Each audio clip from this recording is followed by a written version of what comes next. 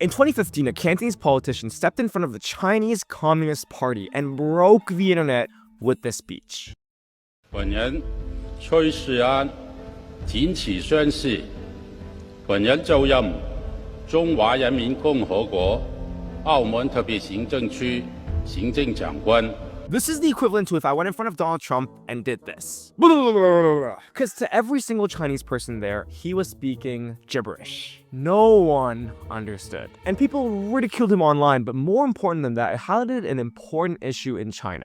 Why was someone so important speaking gibberish in front of China's president? Why was he so confident? And why do Cantonese people struggle so much with China's national language, Mandarin? But most importantly, what exactly happened to him after he embarrassed himself in front of the Chinese government? To help you understand why this goes beyond just a simple language mistake, my team and I spent over 24 hours breaking down why Cantonese people struggle so much with Mandarin and what they can actually do to improve. See, I'm Sheldon and I grew up speaking zero Mandarin and crappy Cantonese. And now that I'm fluent in both, my team and I focus on helping Cantonese speakers learn Mandarin while also improving their Cantonese. We've helped over 600 people, and hopefully today we can share some insight behind why Cantonese people struggle so much with this language. But before we understand that and what exactly ended up happening to this politician, we have to start by understanding why there are two languages, Cantonese and Mandarin, in the first place. See, historically in China, Chinese people spoke different languages with each other. It was kind of like in Europe. There were over 50 languages and all of them were mutually unintelligible, meaning they sounded really freaking different. So people relied on context to communicate or a shared literary language. And this posed a lot of problems for the country because imagine if every state spoke a different language. How would they communicate? How do we understand our lovely president? So at the start of the 20th century, attempts were made to make Mandarin the official language of China, with it finally being seriously enforced across China in the 1950s.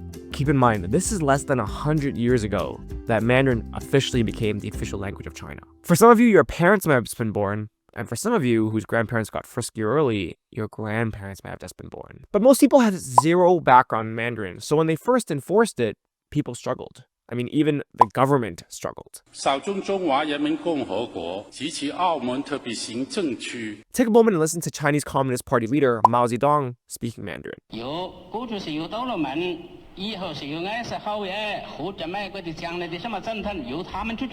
I'm not gonna lie, without the subtitles, it's a bit of a challenge to actually understand every single word he's saying. For a lot of people, suddenly learning a new language was challenging. People were used to local languages, and the politician speaking gibberish like that was actually the norm in China more than 100 years ago. But all these years later now, though, it's now the norm to speak good Mandarin in China. Even in Guangzhou, the birthplace of Cantonese, you will hear mostly Mandarin wherever you go. So why did this happen in the 21st century? Well, in Hong Kong and Macau, the place where this Chinese politician is actually from, Mandarin was never enforced. See, these are both Cantonese cultural centers, and when the People's Republic of China, the Communist Party, began enforcing Mandarin all across China, well, Hong Kong was occupied by the British and Macau by the Portuguese. In both cases, the Europeans were like, screw that. But because of that, generations of Cantonese speakers in Hong Kong, Macau, and abroad, their parents, grew up with little to no exposure in Mandarin, unlike their counterparts in, the rest of all these Mandarin-speaking regions in China now. And so it's safe to assume this politician here grew up with basically no knowledge of the country's national language. But I mean, you're thinking, even a quick 10-day streak on basic Duolingo would get better results than this. He's straight up speaking gibberish. How can his Mandarin be so bad? We'll get into that. But first, we have to understand why Cantonese people didn't need to learn Mandarin before. Because in fact, speaking Mandarin in pre-1997 Hong Kong was so uncommon that locals regarded it as a foreign language. By the way, for simplicity's sake, culturally around the topic of Mandarin integration, Hong Kong and Macau were basically the same, so I'm just gonna say Hong Kong moving forward. But anyway, English was associated with higher social status and used in elite education, whereas Mandarin was neither officially promoted nor was it socially needed. But after Hong Kong's handover to China in 1997, the government introduced a biliterate and trilingual policy, encouraging proficiency in English, spoken Cantonese, as well as Mandarin. But crucially, Mandarin was just taught as another language class, not as the language of instruction for other subjects. By the way, for all you Cantonese speakers out there, this is why your parents probably don't speak Mandarin, because think about it, 1997. Your parents are much older than that. And so this meant that for decades, Cantonese speakers didn't need Mandarin, and as a result, a lot of older generations didn't learn it as well. And that's why my mom can't speak it either. Heck, I mean, even my cousins who are around my age in Hong Kong, they can't speak Mandarin either. It's kind of the same light as like Americans learning Spanish or Canadians like learning French, right? The smart kids cared because, I mean, they foresaw China's development and wanted to catch the wave. But the average person, I mean, does the average American really care about learning Spanish? They don't really care, right? It's like an extra class you do for credit in high school. Oh, how they wish they could probably go back in time and care. But on top of that, there's also a socio-cultural attitude, because in Hong Kong, Cantonese is a source of local identity and pride. And even after unification, Hong Kongers view Mandarin with kind of like skepticism, as it's like a imposed language. There's an overarching sentiment that Mandarin and Cantonese are mutually exclusive. And what that means is that they view it that learning Mandarin is going to make Cantonese extinct. And so that, coupled with the fact that mainland China only really started to rise in the last 20 years, made a lot of Cantonese people reluctant to learn it. This politician. Like, if you really think about it, in Hong Kong, people viewed Mandarin and mainland China as kind of like Bitcoin, right? For ages, it wasn't viewed as anything important, right? People back then were like, yeah, I'll give you 1,000 Bitcoin for a pizza. Then all of a sudden, it just pops off, and now everyone's speaking Mandarin. Everyone's like, I gotta learn Mandarin to get jobs in mainland China. I gotta learn Mandarin to not fall behind. I gotta learn Mandarin to make sure I get more opportunities. I gotta learn Mandarin or I'm gonna miss out on jobs. I'm gonna learn Mandarin or I'm gonna end up like this politician. But it still doesn't answer the question. Why didn't this politician just learn Mandarin? See, there's another issue. One that ties into exactly what this governor was doing in this video and what led to his ultimate downfall. See, the biggest thing that holds Cantonese speakers back from Mandarin mastery is the fact that they think they can speak it. But in reality, a lot of them are kind of like that clip from Friends where Joey speaks French. With zero pronunciation training or zero idea of what French actually sounds like, Joey just speaks it based on what he thinks it sounds like. And this is what a lot of Cantonese speakers do. This is where the concept of medium comes from, and it's how most Hong Kong people actually speak Mandarin. It's a method that works in theory, but fails in actuality when you see, it's what led to this Macau politician's downfall. As well as, I mean, my mom, because she tries to do this all the time. But it won't make sense to you until you understand what exactly medium actually means. See, while Cantonese and Mandarin are different language, in the modern world today, they share a very similar written language. What that means is that when the PRC, People's Republic of China, made Putonghua or Mandarin the official standard, they required that all documents and formal things be written in Mandarin, grammar, and sentence structure. This included Hong Kong. As a result, in Hong Kong, all formal documentation and things like songs are written in Hong Kong written Chinese, which is grammatically and structurally almost identical to Mandarin. Think of it like English speakers learning French and French grammar, but learning in English. It's not je veux manger un sandwich avec mes amis, it's je veux manger un sandwich avec mes amis. That's what it would be. But to the English speaker, they understand what all those words mean. It's just that's how they pronounce it because they're pronouncing it from an English perspective. So they understand the grammar of French, they understand the words of French, they just pronounce it in English. And it's the same for Cantonese people, right? They learn that in schools. Songs, formal documents are all written in what is more or less Mandarin. Technically, it's not, by the way, and some Hong Kongers are getting really triggered by me saying Hong Kong written Chinese is essentially Mandarin. They probably want to... We go deeper into Hong Kong written Chinese in another video, but that's not the scope of this one. So just bear with me. But really what that means is that native Cantonese from Hong Kong can structure Mandarin sentences and are familiar with Mandarin grammar structure. They just read it in Cantonese. And so typically what they'll do is instead of learning actual Mandarin pronunciation, they'll just say the sentence that they have in Mandarin, but it's their made-up version of Mandarin. So it's like if I took that sentence that I made earlier, je veux manger un sandwich avec mes amis. It's hard, like I can read French, so it's hard for me to go back to stupid French. But it's like an English person reading that French sentence in what they think French sounds like. So there would be maybe something like, je veux manger un sandwich avec mes amis. And that's actually what my mom does. And like, I'm not gonna lie, I'm not gonna sugarcoat it. It's kind of the equivalent to a white guy hearing Chinese a bunch, hearing it sounds like ching chong, ping pong, ding dong, wing wong, and going to a store clerk and saying ching chong, ping pong, wing wong, ding dong. Now, not in a mocking way, but in a way that, because that's genuinely what he believes it sounds like, and he's actually trying, right? The only difference here is that Cantonese people, they know the intent of what they're saying, the grammar and everything behind it, so they're just taking the same sentence they'd make and kind of like Mandarinifying it, but without actually learning Mandarin. They think Mandarin sounds like this, and so they just go with it. To be frank, it works a lot of the time for basic everyday phrases where people have enough context to understand, or where there might be words that sound similar, like sandwich, right?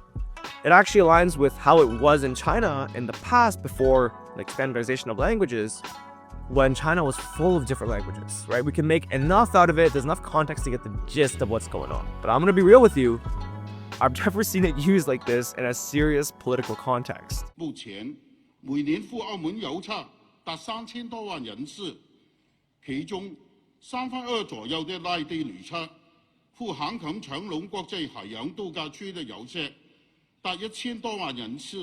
And let's be real, no one can take him seriously or understand him. Like when Mao Zedong did that speech, and it wasn't in the best Mandarin, I'm gonna be real, right? Like, it's a little bit hard, but there's enough words that I could kind of make out and get an idea of what he's talking. In this case, it's very, very challenging. Or maybe it's just because of the people who trolled on the internet and added subtitles of what they think he's saying, but I'm like, I don't really know what he's saying.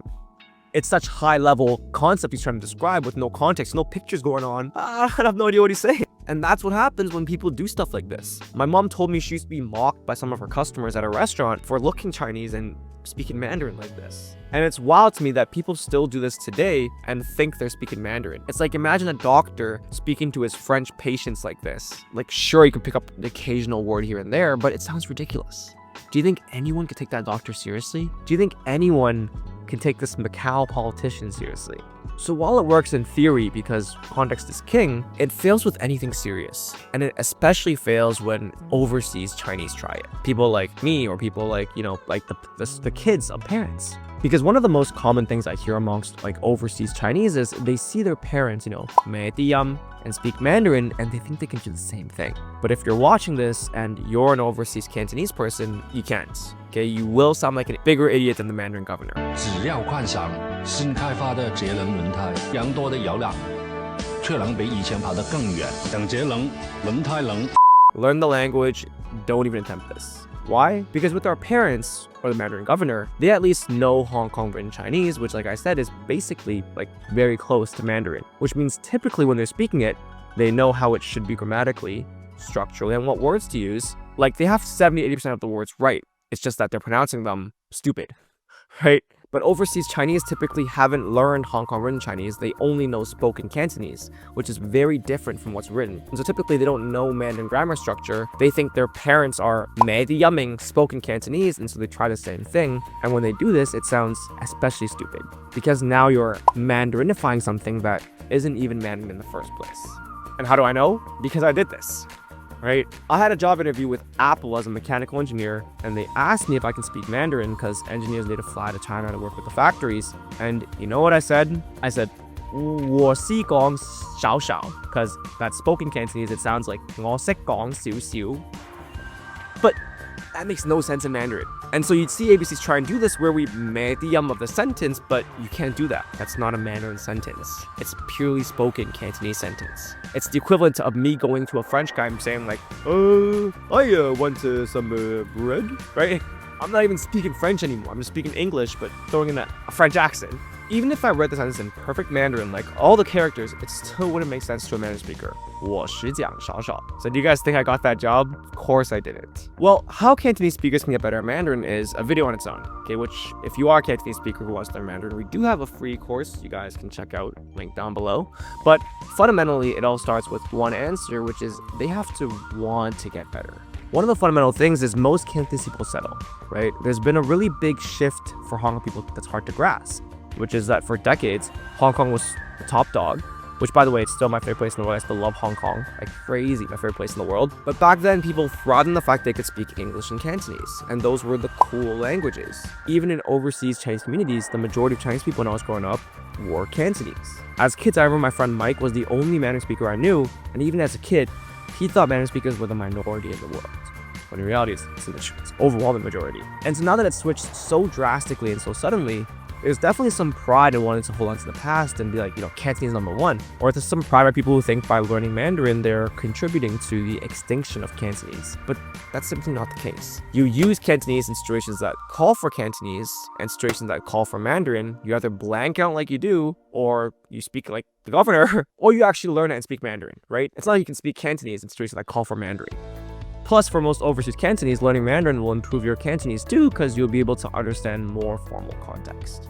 And that's really it, right? Like, I won't get into techniques here. You guys can click link down below for that. But like, seriously, my mom's never tried learning Mandarin before, but she always tells me how she feels like she missed out on a lot of opportunities by not speaking it. She gets ridiculed sometimes, you know, even career-wise and travel-wise. She hasn't been able to travel mainland China without me because she can't speak Mandarin. See, after this speech, he was absolutely clowned by the internet. Okay, first off, I'm amazed that this politician stayed active after that. He actually kept doing speeches after that, and you can actually hear his Mandarin improve.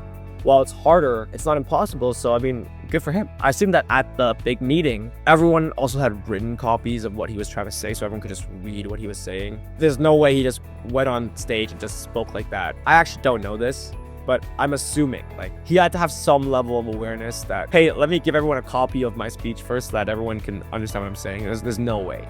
That's so bold. But actually, to be honest, I want to say for him, really good for him, because he was made the laughing stock of the internet. People trolled him everywhere. But you know what he said? And something that I tell all language learners is perfection in private, forget perfection when you're actually out there, right? And so when he was actually out there on stage, he said, you know what? I have to do this. I have no choice, right? I assume the Chinese Communist Party wants him to make a speech. So he has to make that speech no matter what, right? And he has to make it in Mandarin. So he said, screw perfection, but he just went for it. And he never gave up.